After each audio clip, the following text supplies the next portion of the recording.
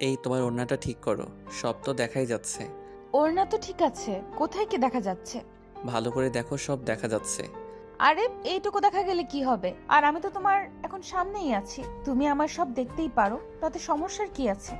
আছে সমস্যা আমার, এইসব জিনিস দেখলে মনের মধ্যে কেমন কেমন যেন করে, তাই বলছিলাম এইসব একটু ঢেকে রাখো। তাই না? আমিও দেখি কেমন কেমন লাগে। এই নাও, একদম ঢেকে দিলাম। অধরা কথাটা বলতেই নিজের বুকের উপরে থাকা ওড়নাটা এক টানে নিজের বুকের উপর থেকে সরিয়ে নিল। অধরা নিজের ওড়নাটা বুকের উপর থেকে সরিয়ে নিতেই অয়নের চোখের সামনে অধরার বুকটা স্পষ্ট হলো। অয়ন অধরার উন্মুক্ত বুকটা দেখে নিজের চোখ জোড়া সরিয়ে নিল। অধরা অয়নের চোখের দিকে তাকিয়ে মুচকি মুচকি হাসছে। অধরার ঠোঁটের কোণে হাসির ঝলক দেখে অয়নের বেশ লজ্জা করতে লাগলো। আর লজ্জা করবে নাই বা কেন? অধরা আর অয়নের মধ্যে ভালোবাসার সম্পর্ক থাকলেও তাদের মধ্যে আরো একটা সম্পর্ক আছে, আর সেটা হলো অধরা হলো অয়নের ভাইয়ের শালী। অধরা অয়নের বাড়িতে বেড়াতে এসেছে। একটু একটু করে কখন যে তাদের মধ্যে ভালোবাসার সম্পর্ক তৈরি হয়ে যায় সেটা কেউ বুঝতে পারেনি। তাদের ভালোবাসার সম্পর্কের বয়স আজ প্রায় 1 বছর। এই একটি বছর তাদের মধ্যে বেশ ভালোভাবে বোঝাপড়া হলেও অয়নের মধ্যে লজ্জাবোধটা কমেনি। অধরা অয়নকে লজ্জা পেতে দেখে অয়নকে উদ্দেশ্য করে বলতে লাগলো, কি হলো, মেয়েদের মতো এত লজ্জা পাচ্ছ কেন? দেখো আমার দিকে, একটু তো দেখো। উফ, অধরা এইসব কি শুরু করেছো তুমি? তোমায় আমি আর কতবার বলবো যে আমার এইসব একটু আনইজি ফিল হয়, তুমি কি আমার কথা বোঝো না? আরে রাখো তোমার আনইজি ফিলের কথা। প্রত্যেকটা মানুষের মনের মধ্যে একটা চাওয়া পাওয়া থাকে, কিছু ফিলিংস থাকে। সেই ফিলিংসটা বিপরীত লিঙ্গের প্রতি আকর্ষণ করে, অন্য কিছু অনুভব করতে বাধ্য করে। আমার মনে হয় তোমার সেই আকর্ষণ নেই, থাকলে আমার দিকে একটি বার হলেও ভালো করে চোখের পলক ফেলতে। অধরার কথাটা শুনে অয়নের মনের মধ্যে বেশ খারাপ লাগা কাজ করতে লাগলো। অধরা অয়নকে নিয়ে এতটা বাজে কথা বলতে পারে সেটা অয়ন আগে কখনো ভাবতেও পারেনি। অয়ন অধরার সামনে আর দাঁড়ালো না, হনহন করে অধরার সামনে দিয়ে হেঁটে চলে যায় নিজের রুমের দিকে। অধরা অবাক হয়ে তাকিয়ে আছে অয়নের চলে যাওয়ার দিকে, কারণ অধরা ভেবেছে হয়তো তার এইসব কথা শুনে অয়ন জ্বলে উঠবে, কিন্তু না, অয়ন তো অধরাকে অবাক করে দিয়ে অধরার সামনে দিয়ে সোজা নিজের রুমে চলে গেল। অধরা একটু হতাশা নিয়ে চুপসে গেল। আর কি বা করার আছে তার? এত কিছুর পরেও অয়নের দৃষ্টি নিজের উপর আটকে রাখতে পারলো না সে। একটু তো খারাপ লাগবে। বিকেলের দিকে অধরা মনমরা হয়ে বসে আছে নিজের রুমে। কিছু সময় বসে থাকার পর হঠাৎ করে অধরার রুমের দরজায় কেউ একজন নক করলো। অধরা দরজার নক করার শব্দ শুনে আচমকা চমকে গিয়ে হঠাৎ করে মুচকি হাসতে লাগলো। অধরা ভাবছে হয়তো অয়ন এসেছে তার রুমে। অধরা বিছানা থেকে দৌড়ে উঠে সোজা চলে যায় দরজার কাছে। দরজার কাছে এসে অধরা দুম করে দরজা খুলে দিতেই অবাক হয়ে যায়। অধরা দেখতে পায় তার বান্ধবী রোজি এসেছে। রোজিকে দেখে অধরার মুখের উপর থেকে মিষ্টি হাসিটা উবে গেল। অধরা মুখটা মলিন করে রোজির দিকে তাকাতেই রোজি অধরাকে উদ্দেশ্য করে বলতে লাগলো, কিরে অধরা, তোর মুখটা এমন বাংলার পাঁচের মতো করে রেখেছিস কেন? অয়ন কি কিছু করেছে তোর সাথে? অয়ন আবার কি করবে আমার সাথে? আরে দুজন একটা ফাঁকা বাসায় ভাই ভাবি নেই, কিছু তো একটা করার সুযোগ নিতেই পারে অয়ন। ওর মতো একটা লোক আমার সুযোগ নিবে? এমন কিছু যেদিন হবে সেদিন সূর্য পশ্চিম দিক দিয়ে উদয় হবে। অধরার কথা শুনে রোজি একটু অবাক হয়ে যায়, কারণ অয়নের সুযোগ নেওয়ার সাথে সূর্যের কি সম্পর্ক রোজি সেটা বুঝতে পারলো না। রোজি প্রশ্নসূচক দৃষ্টিতে তাকালো অধরার দিকে। অধরা রোজিকে কৌতূহলী দেখে রোজিকে সবটা বুঝিয়ে বলল। অধরার কথাগুলো শুনে রোজি খিলখিল করে হাসতে লাগলো। হাসতে হাসতে রোজি অধরাকে উদ্দেশ্য করে বলল, কি বললি তুই? অয়ন তোর বুকের উপর থেকে ওড়না সরে যেতে এসব বলেছে?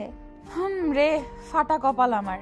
আমি কার পাল্লায় পড়লাম? কি আজব ছেলে দেখেছিস? মানে আমি এতদিন শুনে এসেছি ছেলেরা নাকি মেয়ে দেখলেই খারাপ চোখে তাকায়, আর এই একটা ছেলে আছে যাকে আমি বারবার করে অনুরোধ করার পরেও সে আমার দিকে একটুও তাকালো না, আরো গাল ফুলিয়ে কেটে পড়লো।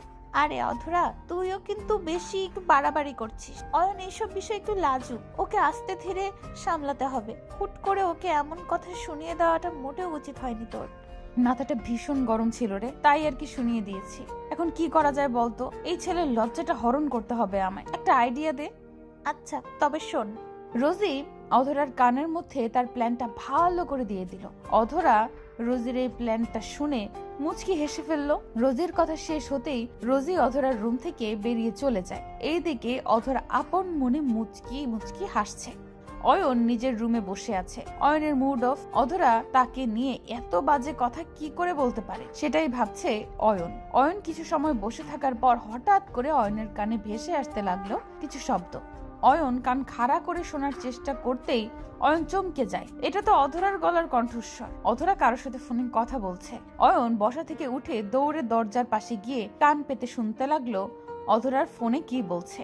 অয়ন দরজার কাছে দাঁড়াতেই শুনতে পেল অধরা কাউকে উদ্দেশ্য করে বলছে, উফ জান, তুমি কি বলো এসব? তুমি আমায় হোটেলে ডেকেছো রুম ডেট করার জন্য, আর আমি যাব না? সেটা কেমন করে সম্ভব? আমি আসবো লক্ষ্মীটি, বিকেল বেলায় চলে আসবো, আর আজ অনেক সময় তোমার সাথে কাটাবো, কারণ আজ আপু বাড়িতে নেই। অনেক এনজয় করব আমরা, ঠিক আছে? অধরার কথাটা শুনে অয়নের আর বুঝতে বাকি রইল না যে ওপারে নিশ্চয়ই কোনো ছেলে আছে, আর অধরা ও ছেলের সাথে রুম ডেটে যাবে সেই কথা বলছে। অধরার কথাটা শুনে অয়নের বুকের মধ্যে দুমড়ে মুচড়ে উঠল। নিজের প্রিয়জনের প্রতারণা সবার কাছে মৃত্যু সমান কষ্টকর। অয়নও তার বিপরীত নয়। অয়ন ভাবছে অধরা তার সাথে ভালোবাসার নামে প্রতারণা করেছে, আর এই প্রতারণার কারণ হয়তো অয়ন নিজেই, কারণ অয়ন অধরার কোনো ইচ্ছা পূরণ করতে পারছে না। অয়ন এইসব বিষয়গুলোকে একটু এড়িয়ে চলতে চেষ্টা করে, তাই হয়তো অধরা তার সাথে সম্পর্ক শেষ করে দিয়েছে। অয়ন নিজের উপর ভীষণ রাগ করছে, আর সেই সাথে অধরাকে ঘৃণা করতে শুরু করে দিয়েছে। আর করবে নাই বা কেন? অধরা কি একটু বিয়ে পর্যন্ত অপেক্ষা করতে পারলো না? বিয়ের পর তো অয়ন অধরাকে নিজের মনের মতো আদর করত, কিন্তু অধরার সেই ধৈর্য হয়নি। অধরা তাকে ছেড়ে দিয়েছে।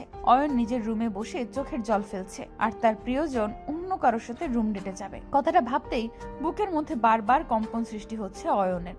অয়নও অপেক্ষা করছে বিকেল হবার। বিকেল বেলা অয়ন অধরার পিছু নিবে আর দেখবে সেই ছেলেটাকে যার সাথে অধরা রুম ডেট করতে যাচ্ছে। অপেক্ষার প্রহর বেশি ভারী হলো না। নির্দিষ্ট সময়ে অধরা রেডি হয়ে বাড়ি থেকে বেরিয়ে গেল। অধরার পেছন পেছন অয়ন বেশ সাবধানে নিজেও বাড়ি ত্যাগ করলো। উদ্দেশ্য অধরার বলা সেই হোটেল। অধরা বাড়ি থেকে বেরিয়ে একটা রিক্সা নিয়ে বেরিয়ে যায়। অয়নও অধরাকে ফলো করে একটা রিক্সা নিল। সেই রিক্সাটা অধরার রিক্সার পেছন পেছন এগিয়ে যাচ্ছে। অয়ন অপেক্ষা করে আছে আজ হাতে নাতে ধরবে অধরাকে, আর অধরার থেকে একটাই জবাব চাইবে যে সত্যিকারের ভালোবাসার কি কোনো মূল্যই হয় না? এই দেহের ভালোবাসা কি সব থেকে দামি? অধরার রিক্সা চলতে চলতে চলে আসে হোটেলের সামনে। হোটেলের সামনে আসতে রিক্সা থেমে যায়, আর অধরা রিক্সা থেকে নেমে সোজা হোটেলে চলে যায়। অধরাকে হোটেলে যেতে দেখে অয়নও দ্রুত রিক্সা থেকে নেমে অধরার পেছন পেছন চলতে লাগলো। অয়ন অধরার পেছন পেছন তো ঠিকই এত দূর অব্দি চলে এসেছে, কিন্তু এখন অয়নের বেশ ভয় করছে। বুকের মধ্যে এখন দহন সৃষ্টি হয়েছে। এই দহন অয়নকে অধরার পেছন পেছন যেতে দিচ্ছে না। হাত পা অয়নের কাঁপছে। আজ অধরার সাথে কাকে সে দেখতে পাবে সেটা ভাবতেই অয়নের শরীরের লোম শিহরণ দিয়ে কেঁপে উঠেছে। অধরার পেছন পেছন আসতে আসতে অয়ন রুমের পাশে চলে আসে। রুমের পাশে এসে দাঁড়াতেই অয়ন দেখতে পায় অধরার সাথে একটা ছেলে রুমে প্রবেশ করলো। এই দৃশ্যটা দেখে অয়নের বুকের মধ্যে প্রচন্ড ব্যথা অনুভব হচ্ছে। অয়নের চোখের কোণে অজানা কারণে নোনা জল চলে এলো। অয়ন নিজেকে শান্ত করার চেষ্টা করেও পারল না। অয়ন সাহস করে উঠতে পারছে না। কি করে সে ভেতরে প্রবেশ করবে? হাত পা কাঁপছে তার, কিন্তু এখানে দাঁড়িয়ে থাকার কোনো উপায় নেই। অয়ন কোনো কিছু না ভেবে পেয়ে পা বাড়ায় রুমের দিকে। রুমের মধ্যে প্রবেশ করতেই অয়ন চমকে যায়। অয়ন রুমে আসতেই দেখতে পায় রুমের মধ্যে অয়ন আর একটা ছেলে বসে কথা বলছে। অয়নকে দেখতে পেয়ে অধরা বসা থেকে উঠে দাঁড়িয়ে পড়লো, আর অয়নকে উদ্দেশ্য করে বলল, আরে তুমি এখানে কেন? কি চাই এখানে?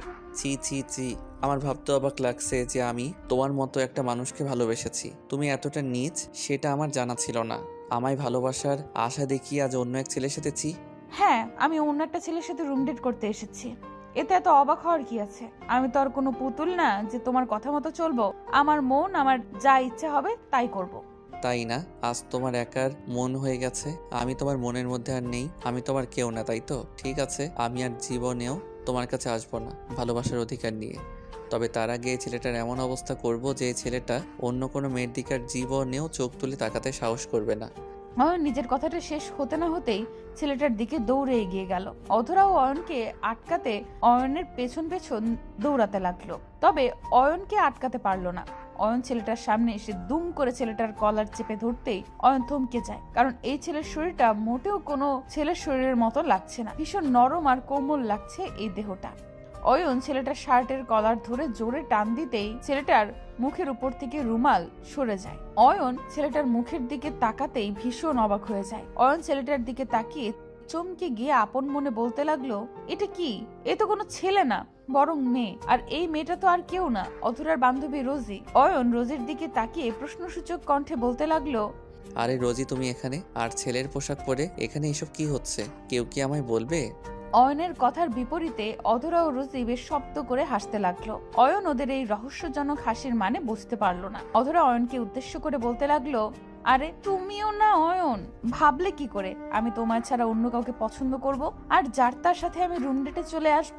আরে আমার সব কিছু তোমায় ঘিরে, এতটুকু বিশ্বাস করতেই পারো যে তোমার অধরা তোমায় কখনো ঠকাবে না। অধরার কথা শুনে অয়নের চোখ জোড়া ছলছল হয়ে গেল। সত্যি তো অধরা এমন মেয়ে না যে তার সাথে সে সম্পর্ক গড়ে তুলবে, আর তার চরিত্র এমন না যে কারোর সাথে সে শারীরিক মেলামেশায় জড়িয়ে যাবে। অয়ন নিজের ভুলটা বুঝতে পারলো। অয়ন অধরার দিকে তাকাতে পারছে না। অধরা হাত দিয়ে রোজিকে ইশারা করে বলল এখান থেকে চলে যেতে। রোজি অধরার ইশারা মতো দ্রুত রুম থেকে বেরিয়ে যায়। রোজি বেরিয়ে যেতেই অধরা অয়নকে নিজের বুকে টেনে নিল। অধরার ভালোবাসার পরশ চোখ বন্ধ করে অনুভব করতে লাগলো অয়ন। অধরা ও অয়নকে শক্ত করে জড়িয়ে ধরে আছে।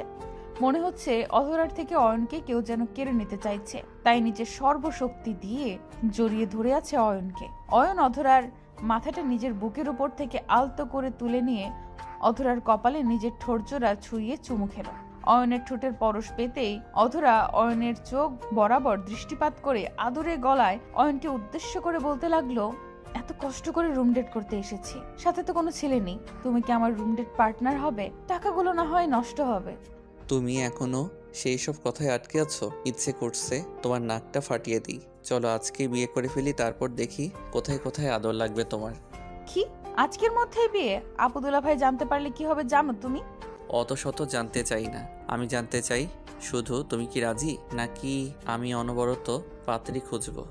আরে অন্য পাত্রী কেন খুঁজবে? আমি তো এক পায়ে রাজি, চলো চলো করে ফেলি বিয়ে। অয়ন অধরার দিকে তাকিয়ে মুচকি হাসতে লাগলো। অধরা অয়নের দিকে তাকিয়ে হাসছে। অয়ন অধরার হাতে হাত রেখে হোটেল থেকে বেরিয়ে এসে সোজা কাজে অফিসে চলে যায়, আর দুজন মিলে আবদ্ধ হয়ে যায় বিয়ে নামক পবিত্র ভালোবাসার সম্পর্কে। আমাদের সমাজে বর্তমানে যে ভালোবাসার ট্রেন্ড হয়েছে বিয়ের আগে শারীরিক সম্পর্ক করা, অয়ন আর অধরার মধ্যে কিন্তু সেই সব কিছুই হয়নি। কারণ হারাম সম্পর্ক থেকে হালাল সম্পর্কে জড়ানো হাজার গুণে ভালো। হারাম সম্পর্কে জড়ানো সহজ, তবে হালাল ভাবে সম্পর্ক টিকিয়ে রাখাটা অনেক কষ্টসাধ্য। আসুন না সবাই একটিবারের জন্য হারাম সম্পর্ককে না বলি আর পবিত্র ভালোবাসাকে সম্মান করি।